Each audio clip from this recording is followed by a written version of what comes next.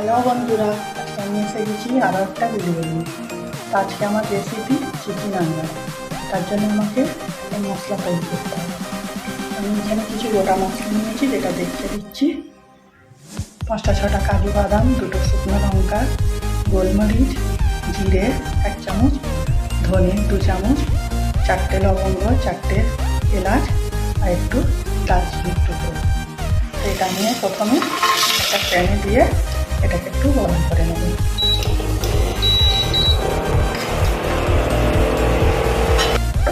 তো বন্ধুরা, আমার এটা গরম হয়ে এসছে। হালকা গরম করতে হবে, বেশি গরম করার প্রয়োজন নেই। আমি এর বেশি আর করছি না, এটাকে আমি নামিয়ে নিচ্ছি। তো বন্ধুরা, এবারে এটাকে আমি একটা মিক্সিতে নিয়ে নেব।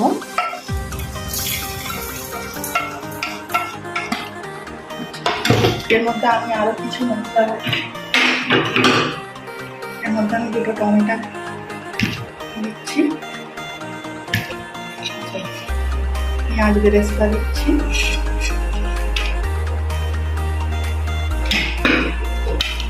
আদা রসুন দিচ্ছি, আর অল্প একটু কাসুরি মেথি দেবো। আর কিছু আমি দেবো না এর মধ্যে। এবারে এটাকে আমি মিক্সিতে পেস্ট করে নেব। এবারে আমি চলে এসেছি। আমি এখানে একটা ননস্টিকের প্যান নিয়েছি, এটা আমি চিকেনটা দিয়ে দিচ্ছি।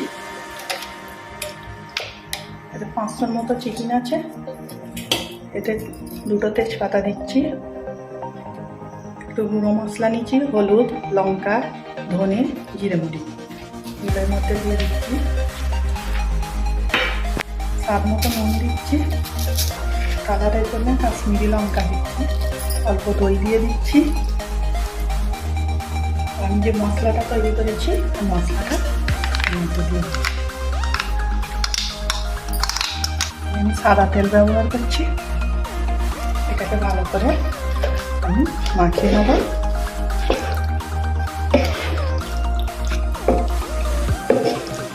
বন্ধুরা, আমার মশলাটা মাখানো হয়ে গেছে।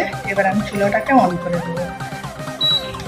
এটাকে আমি হাই ফ্লেমে আমি 10-15 মিনিট পাকাবো। তারপরে লো ফ্লেমে কিছুক্ষণ করব। এটা আমি ঢাকনা দিয়ে এখন 5-10 মিনিট এটা। তো বন্ধুরা, এখানে আমার 10 মিনিট হয়ে গেছে। এখানে আমি একটু অল্প নাড়াচাড়া করে নেব, নিয়ে মুরগিটা নরম হয়েছে কি একটু চেক করে দেখে নেব।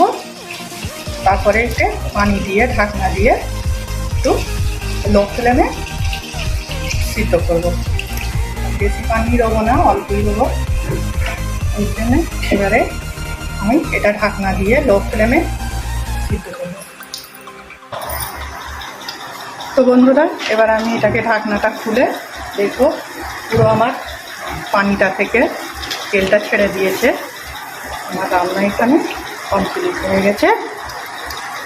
তোমরা দেখতেই পাচ্ছ কত সুন্দর একটা কালার এসছে, সেন্টটাও খুব দারুণ ছেড়েছে।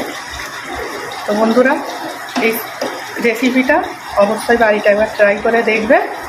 আর আমার চ্যানেলটাকে সাবস্ক্রাইব করবে, লাইক দেবে, কমেন্ট করবে, শেয়ার করবে।